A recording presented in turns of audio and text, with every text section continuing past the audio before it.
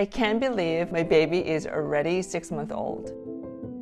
Hi, I'm Juhi. I'm a new mama. I've been sharing my journey to motherhood from the very beginning. I'm so excited to finally get to share what to expect in the first 6 months of baby's life. I cannot talk about caring for a baby without talking about sleep. It is one of the most important parts of parenting, especially during the first 6 months of baby's life. First, let me tell you a rough timeline of my baby's sleep development. During the first couple of weeks, of course, my baby woke up every 2 to 3 hours. Newborns don't have a concept of day and night, and they don't probably know that if they are out in this world. They probably think that they are still in mom's womb. So embrace that. It's just something you should get through if your goal is to breastfeed down the road. If you choose not to breastfeed, then you don't need to nurse as often as people who choose to breastfeed, especially overnight, because that's when your body will produce most milk, and you definitely want to send a signal to your brain that I need more milk by nursing your baby. But after 3 weeks or 4 weeks, I noticed that my baby started to sleep a little bit longer. Around 5 to 6 weeks mark, she started to sleep for longer stretch. And by longer stretch, I mean she slept 5 hours at night without waking up, which also meant that she didn't need to be nursed very often at night. Later, I learned from my pediatrician that the rule of thumb is if your baby is 5 weeks old, that means your baby can sleep without milk for 5 straight hours at night. And then the next milestone was between 2 to 3 months, my baby started to sleep throughout the night. She slept anywhere between 9 to 13 hours without waking up or without needing the milk. So that was a huge milestone. Luckily, my baby's been sleeping throughout the night since then, and I have not experienced the 4-month sleep regression that seems to be pretty common. A lot of people are into this sleep training, which is that like you just leave the baby in a crib and you like turn your back, turn away, and when the baby wakes up overnight, you don't go there. You just leave the baby fall asleep on their own. I guess that is the kind of principle of a sleep training. So I never done that with my baby because I strongly believe for the first 6 months, I think the biggest challenge for the baby is to adapt to a new environment from the womb to the outside world. And babies at this point don't cry just to get your attention, right? I don't think they have that concept yet. When babies cry, there are good reasons. And as parents, we just need to figure out why baby is crying, what baby needs. It could be wet diaper, it could be poop diaper, it could be gas, it could be hunger. There are just a handful of things that could make baby fussy at night. So you just need to resolve that for baby so baby can fall back on sleep. With that said, there are certain things you can do to help baby fall asleep faster or on their own. As my baby started to sleep throughout the night, sometimes she would wake up and she would get fussy a little bit and then fall back to sleep. I didn't run to her whenever she gets fussy because sometimes baby can get fussy a little bit. It's just a part of sleeping. But by disrupting her sleep completely, by waking her up or lifting her up from the bed, babies can actually wake up. That is something to avoid. Then you might ask, so how do you know when to intervene? Again, I'm not a baby expert, but for my baby, what worked was that my principle is if my baby has her eyes closed and get fussy, I don't intervene. When my baby has her eyes opened, then I intervene. I don't want to jinx it because things can change any moment, anytime. So, I've been lucky so far and fingers crossed, I hoped that I continue to be lucky. With that said, I think there are certain things that have contributed to my luck. So I want to talk about that and give you some actionable tips. First thing we did was we never co-slept with our baby. I'm not saying co-sleeping will lead to bad sleeping habit. I am just sharing what I did, the reason we didn't co-sleep is mainly because of the safety, but we did a lot of contact naps during the day. So we would be awake, but baby would be sleeping. So we did a lot of skin to skin and a lot of contact naps, but we never slept with our baby on our bed. From the day one, my baby slept in her own crib. I think she had less trouble separating from parents. And second thing we did was we swaddled our baby only up to like 2-month mark. I think a lot of people who've experienced the 4-month sleep regression, they've been swaddling their baby for like up to 4 months.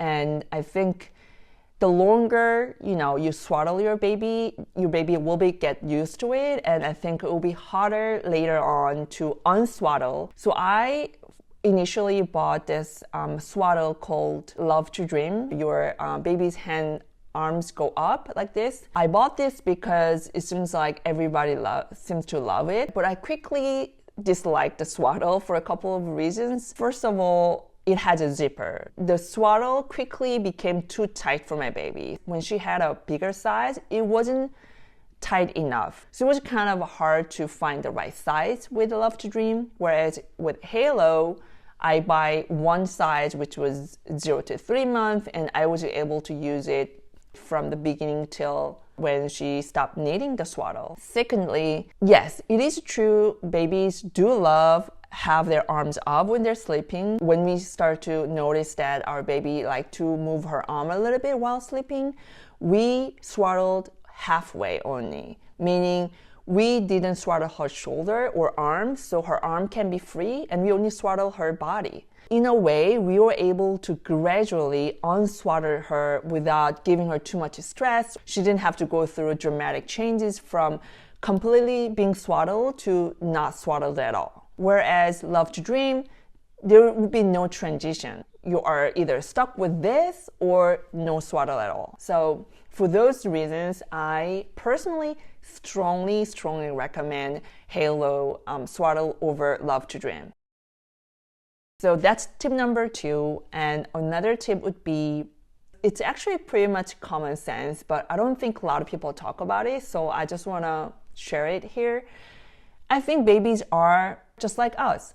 We sleep better when we had an eventful day during the day, right? We get tired and we'll have deep sleep. And when you have deep sleep, you are less sensitive to anything that bothers you, right? So I noticed that when my baby has more stimulation, more playtime during the day, more tummy time, she will have good night's sleep. And baby will sleep better when baby is fed well during the day. I remember in some online mom community with similar due dates of their babies. So a lot of people were like, oh, I feed my baby every 3 hours, every 4 hours because now baby is bigger.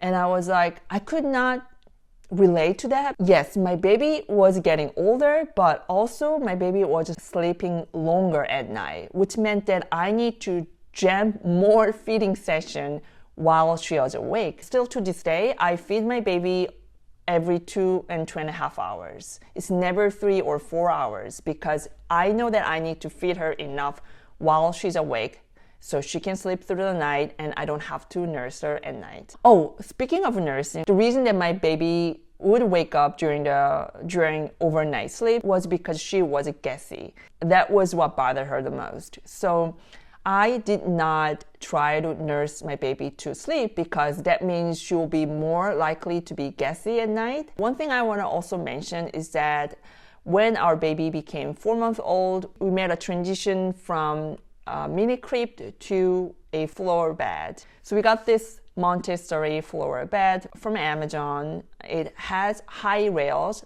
just like crib, and also it has a door. And so whenever our baby starts to crawl and we feel like we are ready to go full on Montessori, we're gonna get rid of the door so she can roam around. Of course, it takes up a lot of space, so that's the only downside. But again, it gives my baby more space, and I think that she really enjoys having a bigger space because she's very mobile right now. Also, like I said, there are some nights when she gets fussy, and I need to be there to comfort her.